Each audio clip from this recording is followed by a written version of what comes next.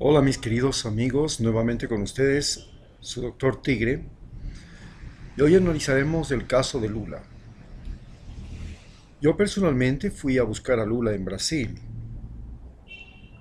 Se trataba de una visita a Brasil que pasé por Perú, y al pasar por Perú, la crisis peruana que ahora se ha traducido en la renuncia del presidente y también la acusación a él, me reveló en la Universidad San Marcos de Lima al escuchar una serie de conferencias y análisis sobre la corrupción en el Perú, que en el Perú ya no habían partidos políticos, estos se habían desintegrado. Lo que existía era partidos personales que hacían política, es decir, empresas personales de política.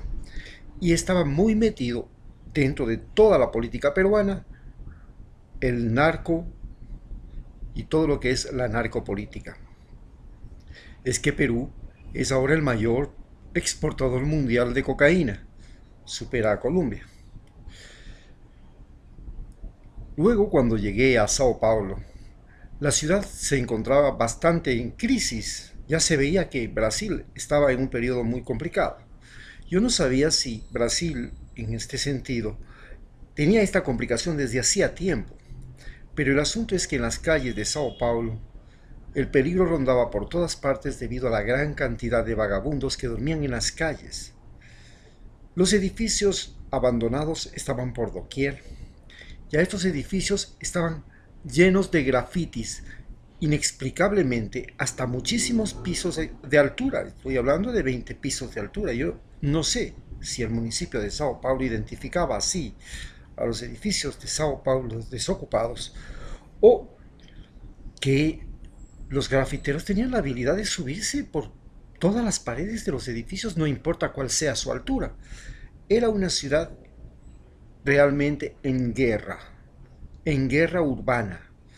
Se veía que las pandillas, la delincuencia, estaban abordando ya toda la ciudad. Luego me fui hasta Iguazú, por curiosidad, y claro, no podía dejar de ver semejante maravilla de la naturaleza, pero al lado de Iguazú está la famosa represa de Itaipú. Sabía que la represa de Itaipú era el mayor generador de electricidad del mundo hasta el día de hoy, y aunque la represa de Tres Gargantas en Perú, en Bolivia, perdón, en China, le supera en tamaño, no así en productividad de energía. Sigue siendo la mayor generadora de energía del mundo y la represa de Itaipú cambió toda la vida de Brasil. Esta represa fue construida por empresas transnacionales, pero también empresas brasileñas. Una de ellas se encargó de hacer las turbinas eléctricas. Estas empresas que hicieron las turbinas eléctricas fueron compradas por Odebrecht y ahí es donde nace la gran empresa de Odebrecht. Cuando me pregunté qué pasaba en Brasil respecto a Lula, era evidente que Lula era el candidato favorito para ganar las elecciones.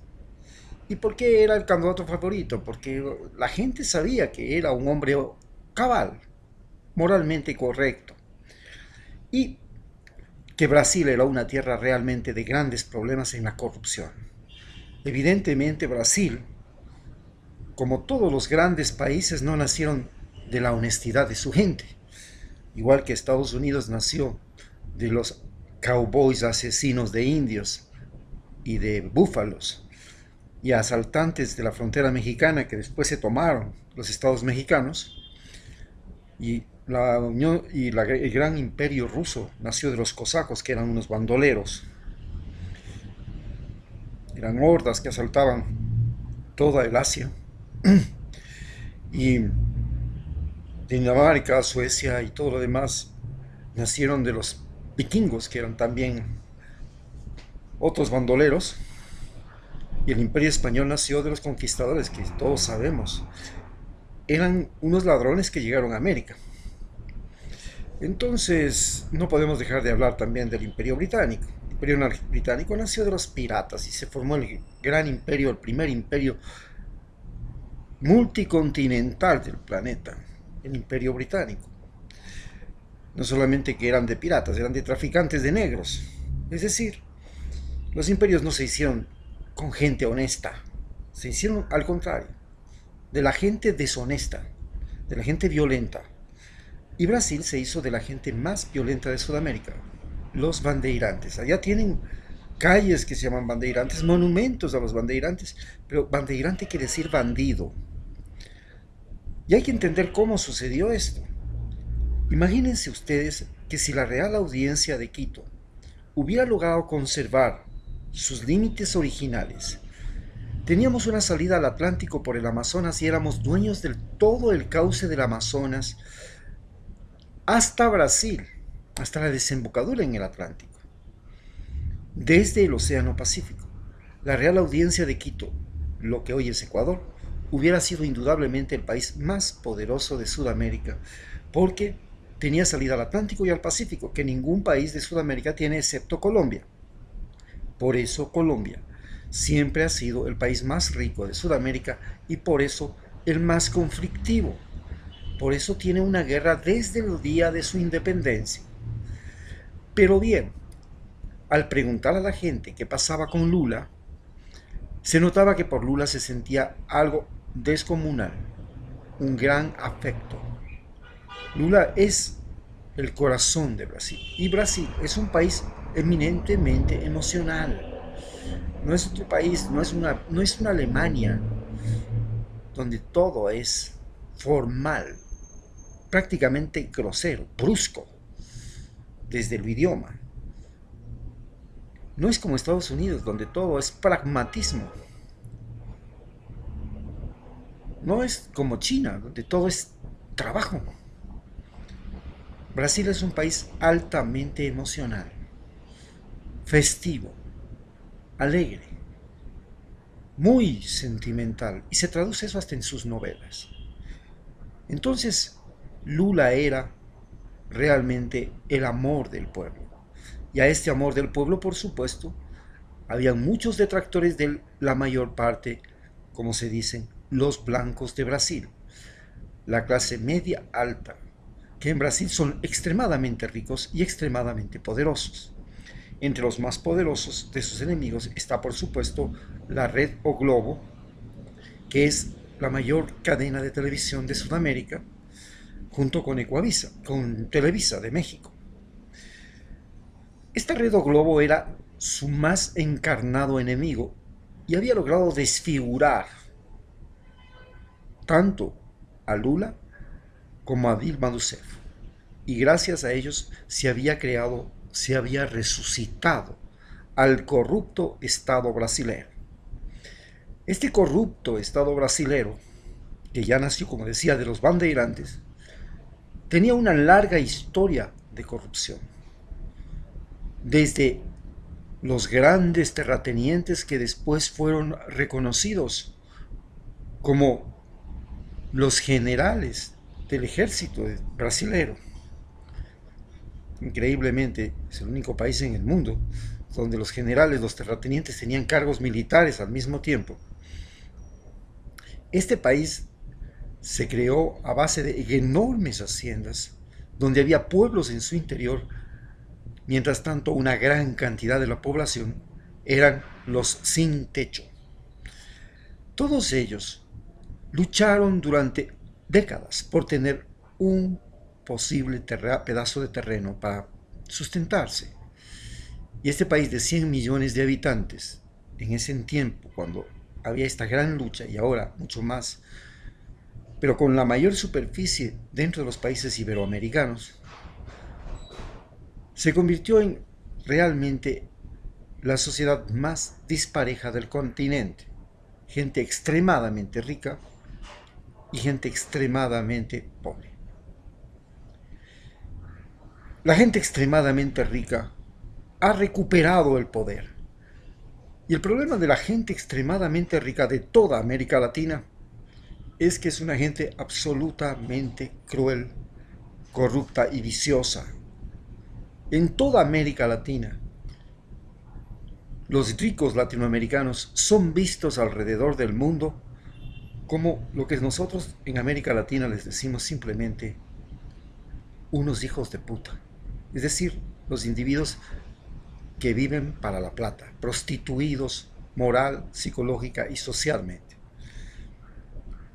Cuando un latinoamericano llega a cualquier país desarrollado, ya de por sí es sospechoso o ser de un traficante de droga cuando se es pobre, o ser un lavador de los narcotraficantes cuando se es rico. Precisamente eso es lo que pasó con Odebrecht. Odebrecht le ganó un concurso para construir la más grande empresa recicladora en México, en Ciudad de México, a una empresa norteamericana. No le gustó eso a la empresa norteamericana y demandó por corrupción dentro de las Cortes de Estados Unidos, y efectivamente demostró que Odebrecht había sobornado al gobierno mexicano. Pero además, al ser capturado el presidente de Odebrecht en Estados Unidos, confesó que había hecho esto en 12 países. Con estos 12 países se creó un colapso, entre esos el colapso que tenemos en Ecuador, donde perdimos nuestro vicepresidente, no porque haya sido corrupto, ni que haya pruebas de que haya cogido dinero y se lo haya llevado, no. Se le llama por asociación ilícita. Esto es porque su tío había hecho cosas incorrectas a sus espaldas y sin que él supiera. Y es como que usted tiene su auto, pero su hijo se decide irse a pegar una borrachera con su carro y atropella a una persona. Y usted va a la cárcel por el delito de haber criado un hijo deshonesto, bruto, estúpido y alcohólico. Y así es lo que pasó con nuestro vicepresidente. Actualmente, Lula es acusado de corrupción. Encuentran miles de pruebas. Que su hijo tiene una gran fortuna, que él tiene un departamento, etcétera, etcétera. Aún me parece que no tiene mucho sentido el que un presidente sea presidente por 10 años y que tengan que salir del gobierno con la misma casita con la que entró. Entonces, ¿para qué trabajó 10 años? Mejor se hubiera metido a una empresa privada, hubiera hecho negocios. No estoy de acuerdo en que se diga que un presidente tiene que salir con una fortuna, pero sí me parece que Lula no se hizo de ninguna forma millonario con el gobierno de Brasil. Muy diferente de nuestro querido amigo Donald Trump, que no quiere cobrar siquiera su salario como presidente de los Estados Unidos, pero se bajó los impuestos y con eso prácticamente va camino a duplicar su fortuna. Estos son las argucias, porque Estados Unidos ha llegado a descubrir una nueva forma de injerencia dentro de los países. Durante mucho tiempo, Estados Unidos tuvo injerencia básicamente sobre los poderes ejecutivos, es decir, ponía dictadores como Batista, como Ríos Montt, como Pinochet, como las dictaduras militares de Argentina, las de Brasil, las de Uruguay, las dictaduras de Ecuador. Ellos ponían dictadores y quitaban dictadores. Pero luego encontraron otro camino, incidir mediante los parlamentos, y lograron destituir un presidente en Paraguay mediante el parlamento, otro presidente en Honduras mediante el parlamento, y así sucesivamente comenzaron a utilizar los parlamentos para crear gobiernos adheridos a ellos. Finalmente, encontraron otro mecanismo de injerencia que es nuevo. Este mecanismo de injerencia ya lo tenían antes, pero lo fueron perfeccionando a partir de la captura de los narcotraficantes que eran deportados a los Estados Unidos. Era la injerencia directa sobre la justicia de los países. Entonces ahora, en Ecuador, tienen injerencia directa sobre la justicia y por eso está nuestro vicepresidente preso. Por eso se le amenaza a Correa. Tiene injerencia directa sobre la justicia en Brasil. Por eso Lula está en la cárcel. Y tiene injerencia en muchas formas de justicia, pero esta injerencia sobre los países no rige para ellos. Por ejemplo, Texaco llegó a Ecuador, hizo lo que le dio la gana, produjo el mayor derrame petrolero, puso y quitó gobiernos, financió candidaturas, hizo lo que le dio la regalada gana. Debe a los ecuatorianos residentes en la Amazonía, los indígenas, $9.000 millones porque perdió un juicio. pero la justicia norteamericana no incide en ellos. Ahí no hay incidencia. Si perjudica a Texaco Chevron, no hay ninguna posibilidad de acción. Tampoco hizo ninguna acción para salvar a Argentina de los famosos bonos buitre. Compañías astutas compraron los bonos de Argentina, los papeles de Argentina del Estado, a precio de gallina apestada cuando Argentina vivía en una crisis horrible. Luego se los guardaron y ahora, por cada dólar que invirtieron, reclaman 1.000. Y lograron conseguir que Macri les pague de 12.000 millones de dólares. Era una cosa absolutamente incorrecta. Era realmente una trampa. Entonces, en ese aspecto no han querido incidir de ninguna forma. Entonces, estos mecanismos de incidencia son visibles. Pero vuelvo a repetir, Lula consiguió algo imposible, inaceptable y odiado por los Estados Unidos, que realmente hay una gran distancia entre ser norteamericano y ser Estados Unidos. Nosotros a los norteamericanos los respetamos y los admiramos porque tienen un gran talento, son el cerebro en ebullición del planeta. Son las personas que nos han enseñado a vivir la libertad de otra forma. Por ejemplo, la libertad con el internet, la libertad con la luz, la libertad con el automóvil, la libertad con el avión, la libertad con el teléfono celular, la libertad con los electrodomésticos, en fin. Nos han enseñado a vivir otra forma de libertad. Pero el gobierno norteamericano es diferente. Es un gobierno que se beneficia siempre de la confrontación, de la guerra. Ha sacado partido de quitar y poner presidentes. Ha sacado partido de quitar y poner gobiernos. Ha sacado partido de hacer y deshacer las guerras después de la Segunda Guerra Mundial y desde antes, desde la guerra hispano-norteamericana, en que le quitaron a España, Cuba, Puerto Rico, Hawái, Guam, Filipinas. Entonces, esta es la situación real que estamos viviendo. Gracias a Correa tenemos una visión de esta situación y gracias a Correa tenemos esta visión de Lula porque él, a través de RT, le hizo una entrevista a Lula, que es la que nos ha dado la visión. Si no hubiera hecho esta entrevista, Lula jamás hubiera podido dar a conocer sus puntos de vista, en que denuncia la incidencia norteamericana y jamás hubiera podido hablar porque ya hubiera estado en la cárcel y le hubieran dicho, usted se calla, señor.